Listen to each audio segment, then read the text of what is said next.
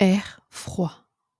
Vous me demandez de vous expliquer pourquoi je crains l'air froid, pourquoi je tremble plus que les autres dès que j'entre dans une pièce froide et parais malade, pris de nausées, lorsque la fraîcheur du soir s'insinue sous la chaleur d'un après-midi de fin d'automne. Il y en a qui disent que je réagis au froid, comme d'autres à une mauvaise odeur. Je suis bien le dernier à les démentir. Ce que je vais faire maintenant, c'est vous rendre compte de l'incident le plus abominable qui me soit jamais arrivé, et vous laisser le soin de juger, de dire s'il existe une explication satisfaisante à ces réactions qui vous étonnent. C'est une erreur que d'imaginer l'abominable associé toujours indissolublement à l'obscurité, au silence et à la solitude. Moi, je l'ai rencontré dans la clarté d'un milieu d'après-midi, au sein d'une métropole trépidante, alors que je me trouvais soumis à la promiscuité que garantit une pension meublée de la catégorie la plus ordinaire, entourée de ma triste propriétaire et de 2 hommes robustes. Au printemps de 1923, j'avais réussi à attirer quelques commandes à des périodiques, travaux aussi peu lucratifs que fastidieux, et me trouvais dans la ville de New York, incapable évidemment de payer un loyer élevé. Je m'étais mis à dériver de meublé en meublé, tout aussi détestables les uns que les autres, à la recherche de la chambre qui combinerait propreté acceptable, mobilier relativement décent et prix plus raisonnable. Je m'aperçus vite que je tombais irrémédiablement de Charybde en Scylla, mais finis néanmoins par trouver une maison située dans la 14e rue ouest, qui me déplut un peu moins que les précédentes. C'était un immeuble de grès, à 4 étages, construit sans doute quelque temps avant 1850, meublé de cheminées de marbre et de boiseries dont la splendeur fatiguée attestait une ancienne opulence suivie d'un déclin rapidement précipité. Dans les chambres, grandes, hautes de plafond, décorées d'un papier impossible et de corniches de plâtre d'une complexité grotesque, dominait une odeur de moisi et des relents de cuisine lointaine. Mais les planchers étaient frottés, les draps supportables, et l'eau chaude n'était que rarement froide ou coupée, si bien que j'en vins à considérer cet endroit comme une tanière assez propice à l'hibernation, en attendant de me retrouver capable de vivre. La propriétaire, dame traînant savates, une Espagnole, presque barbue, répondant au nom de Herrero, avait le bon goût de m'épargner ses bavardages ou ses considérations personnelles sur l'heure à laquelle j'éteignais l'électricité dans ma chambre, laquelle donnait sur le palier du 3e étage. Et mes colocataires étaient des gens aussi tranquilles et aussi discrets qu'on pouvait les rêver. Des Espagnols pour la plupart, dont le niveau de vie était à peine supérieur au minimum vital. En définitive, seul le vacarme des voitures, dans l'artère sur laquelle donnaient mes fenêtres, se révéla un souci majeur. J'habitais dans cet endroit depuis 3 semaines à peu près, quand eut lieu le premier incident bizarre. Un soir, il était à peu près 8 heures. J'entendis comme une sorte de clapotis contre mon plafond. Dans ma chambre régnait brusquement l'odeur âcre de l'ammoniac. Regardant autour de moi, je m'aperçus qu'un coin du mur était taché. Un liquide en dégouttait sur le plancher. L'inondation provenait de l'endroit du plafond le plus proche de la rue. Soucieux de prendre le mal à sa racine, je me précipitai en bas pour avertir la propriétaire des ennuis qui m'arrivaient. Elle m'assura que les choses seraient vite remises en ordre. « C'est le docteur Munoz », expliqua-t-elle en escaladant l'escalier devant moi. « Il a renversé ses drogues. Il est trop malade pour pouvoir se soigner. Il est de plus en plus malade et il ne veut pas qu'on l'aide. Il est très bizarre dans sa maladie. Toute la journée, il prend des bains avec des odeurs bizarres. Il ne faut pas qu'il s'agite ou qu'il ait chaud. Il fait tout son ménage tout seul. Sa petite chambre est pleine de bouteilles et de machines, et il n'exerce pas la médecine. Mais il était célèbre autrefois. Mon père avait entendu parler de lui à Barcelone. Encore récemment, il a arrangé le bras du plombier. Il ne sort jamais que sur le toit, et c'est mon fils Esteban qui lui apporte sa nourriture, son linge, ses médicaments et toutes ses drogues. Seigneur, tout cet ammoniaque qu'il prend pour avoir froid. Madame Herrero disparut en direction du 4e étage. Quant à moi, je me retirai dans ma chambre. Quelques instants plus tard, l'ammoniaque cessa de couler, et tandis que j'épongeais mon plancher et ouvrais la fenêtre pour évacuer l'odeur, j'entendis de nouveau au-dessus de moi les pas lourds de ma propriétaire. Aucun bruit ne venait jamais de chez ce docteur Munoz, hormis des grondements qui faisaient penser à quelques mécanismes mus par un moteur à explosion. Il marchait toujours à pas feutrés. Un moment, je me demandais quelle pouvait être sa maladie, et si son refus systématique d'entrer en contact avec l'air extérieur ne procédait pas tout simplement d'une manie sans grand fondement. Il y a, me dis-je gravement, quelque chose de terriblement poignant dans le sort d'une personne éminente qui a sombré. Et j'aurais bien pu ne jamais faire la connaissance du docteur Munoz, sans la crise cardiaque qui me serra la poitrine un début d'après-midi, alors que j'étais en train d'écrire dans ma chambre. Les médecins m'avaient averti du danger de ces attaques, et je savais qu'il n'y avait pas un moment à perdre. Me souvenant de ce que m'avait dit ma propriétaire, des soins apportés par l'invalide au plombier, je me traînai jusqu'à l'étage supérieur et frappai faiblement à la porte qui correspondait à la mienne. Une voix curieuse, qui semblait venir de la droite, me répondit en bon anglais, me demandant mon nom et la raison de ma visite.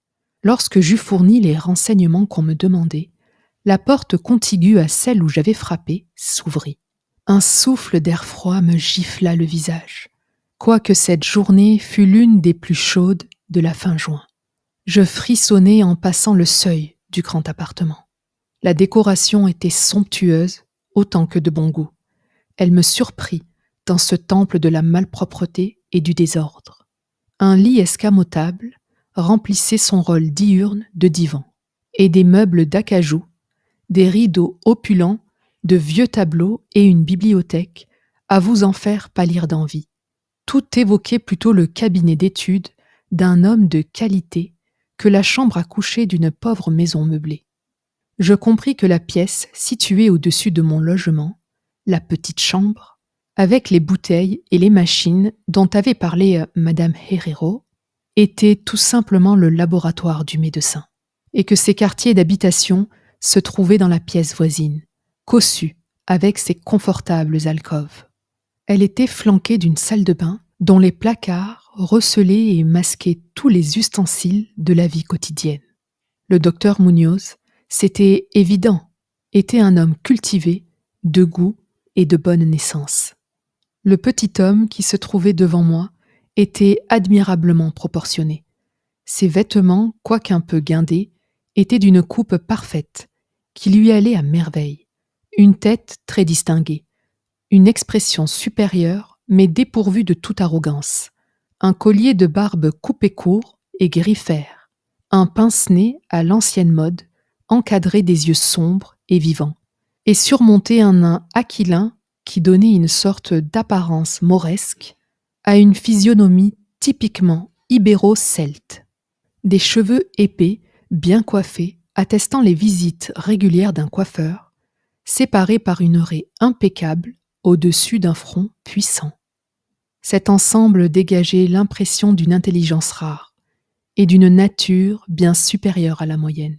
Néanmoins, dès la première vision que j'eus du docteur Munoz, au sein de cette atmosphère glacée, j'éprouvai une répugnance que rien dans l'aspect de mon hôte ne pouvait justifier. Seuls les reflets livides de son teint et la froideur de sa main pouvaient donner un fondement physique à ce sentiment. Et pourtant, même ces données pouvaient très bien s'expliquer, si l'on consentait à se souvenir que cet homme était un malade. C'était peut-être aussi ce froid bizarre qui atténuait ma bonne impression. La température, en effet, était bien au-dessous de la normale, pour une journée si chaude, et tout ce qui est anormal suscite l'aversion, la méfiance et la crainte. Mais j'eus tôt fait d'oublier mes réticences pour admirer l'extrême habileté de cet étrange médecin. Habileté dont je ne tardais pas à me rendre compte, et pourtant ses mains tremblantes et glacées semblaient parfaitement mortes. Il comprit immédiatement ce dont j'avais besoin, et m'administra ses soins avec la suprême dextérité d'un grand maître, pendant tout ce temps me réconfortant d'une voix délicatement modulée, quoique sans timbre. Il me disait qu'il était l'ennemi le plus acharné qui fût de la mort, qu'il avait perdu sa fortune en même temps que ses amis, à mener des expériences bizarres dont l'objet était d'anéantir la grande faucheuse. On sentait en lui le fanatique bien intentionné. Il monologua longtemps de la sorte, presque comme un vieillard radoteur, tout en m'auscultant et me donnant plusieurs médicaments qu'il alla chercher dans son petit laboratoire. De toute évidence, le voisinage d'une personne de son milieu lui paraissait un heureux dérivatif dans cet environnement douteux. Et c'est cela sans doute qui faisait naître en lui le besoin d'évoquer le souvenir de ses années plus fortunées. Sa voix, si elle était étrange, en tout cas était apaisante. Sa respiration me restait inaudible, tandis qu'il m'adressait des phrases bien tournées, d'une exquise urbanité. Il essayait de détourner mon esprit de mes soucis personnels, en me parlant de ses théories et de ses expériences. Et je me rappelle qu'il me consola avec tact de ma faiblesse cardiaque, en me répétant que la volonté et la conscience sont plus puissantes que la vie organique elle-même, si bien qu'à une enveloppe physique précaire, mal développée, un traitement scientifique de ses qualités propres peut fournir une animation fondée sur le système nerveux, malgré toutes les défectuosités fonctionnelles ou même les lacunes que présente l'arsenal normal des organes. Il se faisait fort, me dit-il presque en plaisantant, de m'apprendre un jour à vivre, ou tout au moins à posséder une sorte d'existence consciente. Sans cœur. Pour lui, il souffrait d'un ensemble de maladies qui exigeaient un régime très complexe, dont un froid permanent était l'un des éléments. Toute élévation notable de la température, si elle se prolongeait, pouvait lui être fatale. Il parvenait à maintenir dans son appartement une température égale, de 12 degrés centigrades, grâce à un système de refroidissement par absorption à ammoniac. Et c'était le moteur à explosion de ses pompes que j'avais souvent entendu dans ma chambre, à l'étage inférieur. Ma crise, une fois calmée avec une rapidité merveilleuse, je quittai cette pièce, glacé et frissonnant, disciple convaincu, en même temps qu'admirateur sincère de ce reclus aux dons si étonnants. Telle fut la première des fréquentes visites que j'allais lui faire, mais équipé désormais de chandail et d'un pardessus. Je l'écoutais me parler de ses recherches secrètes, des résultats presque surnaturels qu'il avait obtenus, et je tremblais quelque peu en examinant les volumes antiques et mystérieux qui composaient sa bibliothèque. Je peux ajouter en passant que mon hôte me guérit presque complètement de ma maladie, et pour toujours, grâce à sa science intelligente. J'ai le sentiment encore aujourd'hui qu'il ne méprisait pas entièrement les incantations médiévales, étant donné que pour lui ces formules secrètes mettaient en éveil des stimuli psychologiques rares, capables presque certainement d'exercer des effets assez imprévus sur la substance d'un système nerveux ayant perdu la faculté d'envoyer les pulsations vitales dans les organes. Je fus très frappé de ce qu'il me dit du vieux docteur Torres, de Valence, avec qui il avait partagé ses premières expériences, et qui avait réussi à le tirer 18 ans plus tôt d'une maladie extrêmement grave, qui était responsable de ses infirmités actuelles. Ce vénérable praticien, du reste, n'avait pas plutôt sauvé son collègue que lui-même succombé au redoutable ennemi qu'il venait de combattre, avec un tel succès chez son prochain. Peut-être la tension avait-elle été trop forte, car le docteur Munoz me fit clairement comprendre, quoiqu'à voix basse et sans me donner de détails, que la thérapeutique utilisée sortait nettement de l'ordinaire et comportait des procédés que n'auraient certainement pas accueillis avec le sourire les galliénistes respectables du monde traditionnel. Mais en même temps que les semaines passaient, je remarquai avec peine que mon nouvel ami régressait physiquement, lentement mais irrémédiablement, comme l'avait bien vu du reste Madame Herrero. Les nuances livides de son teint s'accentuaient. Sa voix devenait toujours plus caverneuse et indistincte. Ses mouvements musculaires étaient moins bien coordonnés, et son esprit et sa volonté témoignaient d'une résistance et d'un esprit d'initiative qui allait sans cesse décroissant.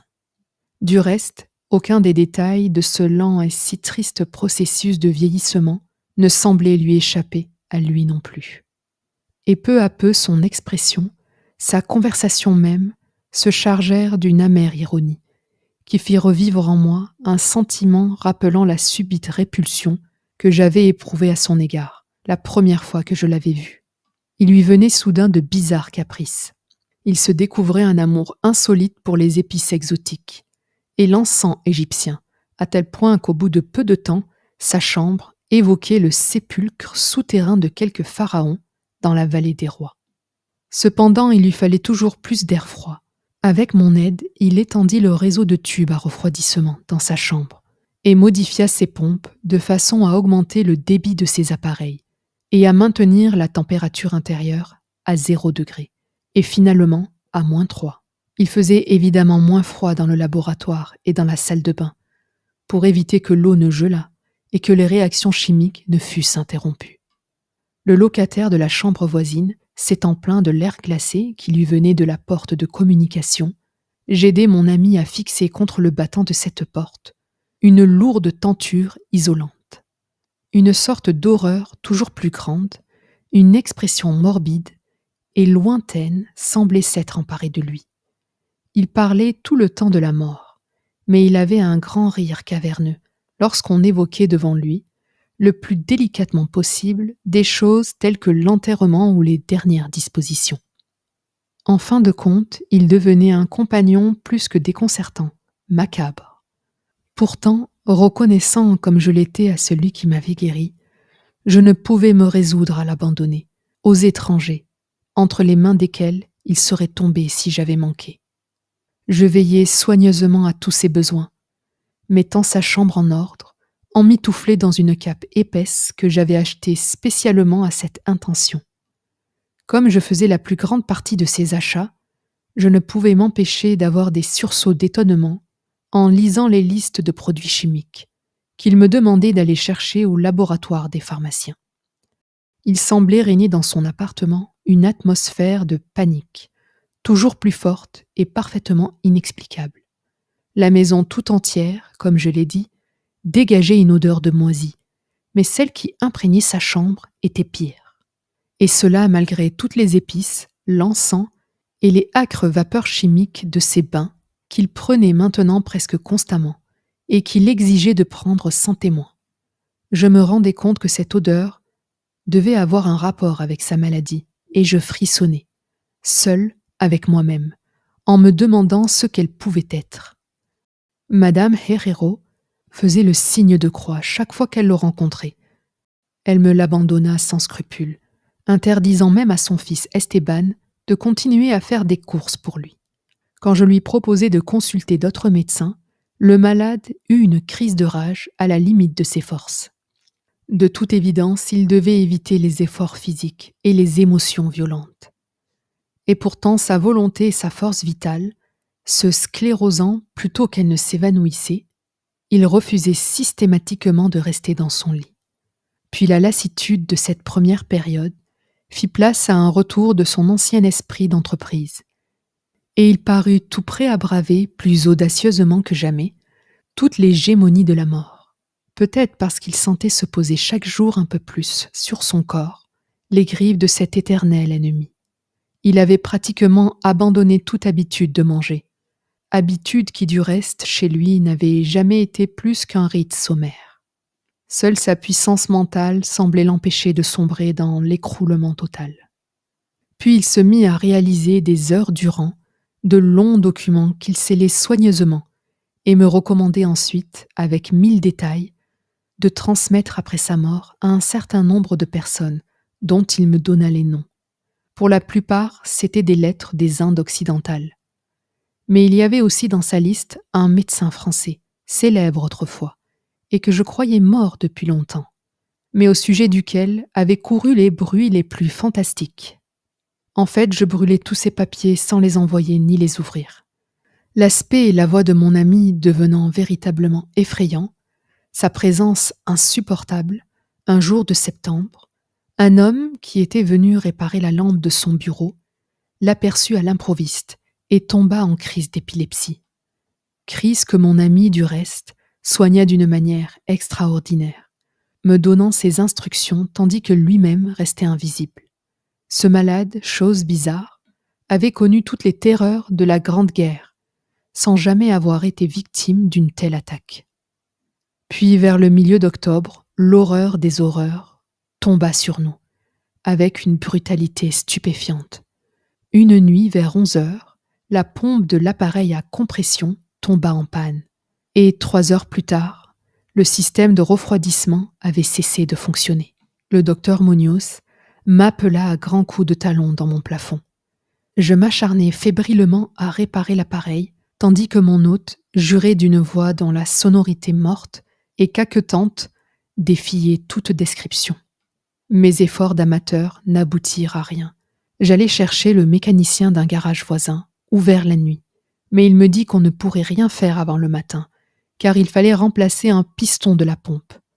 La rage et la terreur de l'ermite moribond prirent alors des proportions grotesques, mais qui me firent craindre de le voir perdre toutes les ressources physiques qui pouvaient lui rester. Un moment, dans une sorte de crise, il enfouit ses yeux derrière ses mains et se précipita dans la salle de bain. Il en ressortit tâtonnant, la tête bandée. J'avais vu ses yeux pour la dernière fois. Il faisait maintenant nettement moins froid dans l'appartement. Vers 5 heures, le docteur se retira dans la salle de bain, non sans m'avoir auparavant ordonné de veiller à ce qu'on lui fournît sans la moindre interruption toute la glace que l'on pourrait se procurer dans des drugstores ou les cafés ouverts.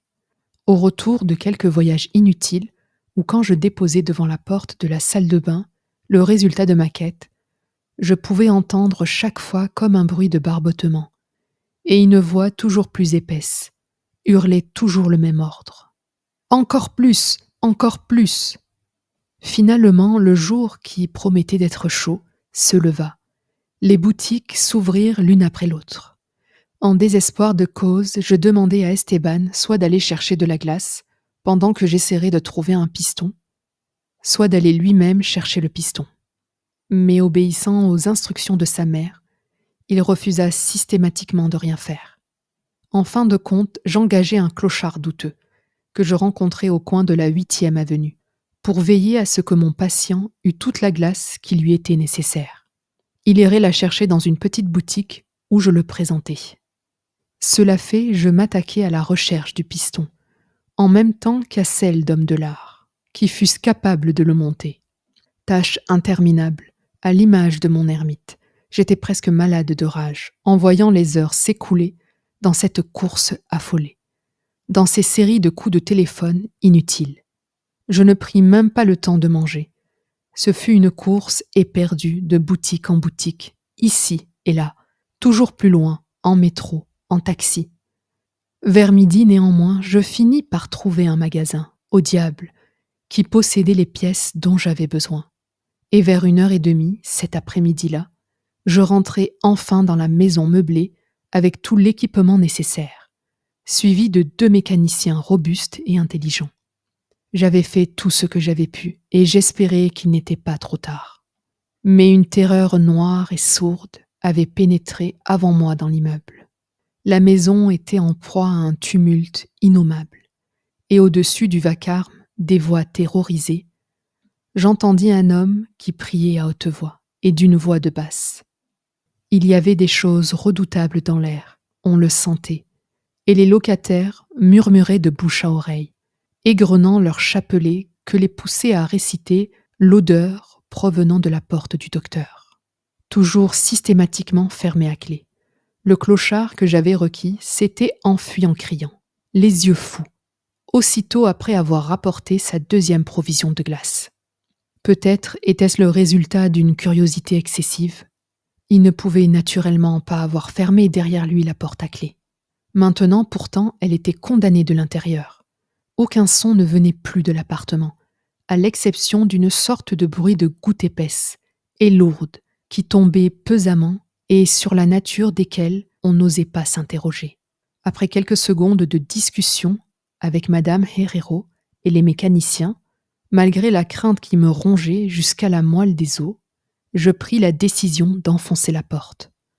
Mais la propriétaire, heureusement, trouva le moyen de faire tomber la clé de l'extérieur, à l'aide d'un fil de fer. Auparavant, nous avions ouvert toutes les portes de toutes les chambres de l'étage et toutes les fenêtres de la maison. Nous protégeant le nez avec des mouchoirs, tremblants, nous pénétrâmes enfin dans cette pièce maudite, orientée au sud, où brillait le chaud soleil du début de l'après-midi. Une sorte de traînée sombre et graisseuse passait sous la porte de la salle de bain entr'ouverte, allait jusqu'au vestibule, et de là, au bureau où s'était formée une mare, à faire frémir. Quelque chose était griffonné au crayon, d'une écriture tremblante, sur un morceau de papier atrocement marbré, comme par les griffes elles-mêmes qui avaient tracé ces derniers mots dans l'urgence, du désespoir. Et de là la piste menait au lit, où elle mourait d'une façon que je ne saurais dire. Ce qui se trouvait ou ce qui s'était trouvé sur ce lit, je ne peux même pas entreprendre de le décrire. Songer à cette idée me tue, mais je le compris en m'emparant de ce papier gras, en le lisant, avant d'y mettre le feu. Je le devinais au sein de mon intime frayeur, tandis que la propriétaire et les 2 mécaniciens, pris de panique, s'enfuyaient de cet endroit maudit, pour aller balbutier d'un cohérent récit au commissariat de police. Et les mots nauséeux de ce message me parurent presque impossibles à accepter, par ce chaud soleil et dans cette lumière dorée, tandis que l'on entendait le bruit des voitures et des camions et la clameur qui montait de la 14e rue. Et pourtant, je dois avouer que ce que je lus à ce moment-là, je le crus. Est-ce que je le crois encore maintenant ? Franchement, je ne saurais le dire. Il y a des choses à propos desquelles il vaut mieux ne pas réfléchir. Tout ce que je peux affirmer, c'est que je hais l'odeur de l'ammoniac et que je m'évanouis au moindre courant d'air froid. La faim, disait ce griffonnage atroce. La faim est là. Il n'y a plus de glace.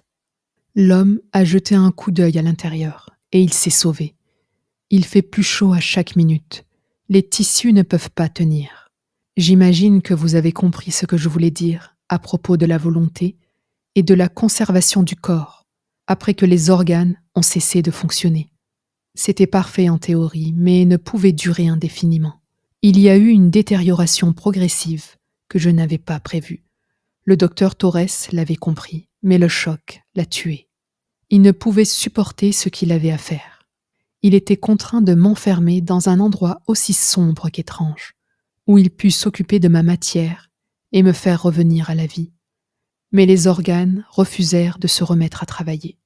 Il fallait le réaliser à ma façon, par la voie que je préconisais, la préservation artificielle. Car, comprenez-vous, je suis mort il y a aujourd'hui 18 ans. Un like et un abonnement, ça fait toujours plaisir. Et ça m'aide à continuer. Merci et à bientôt.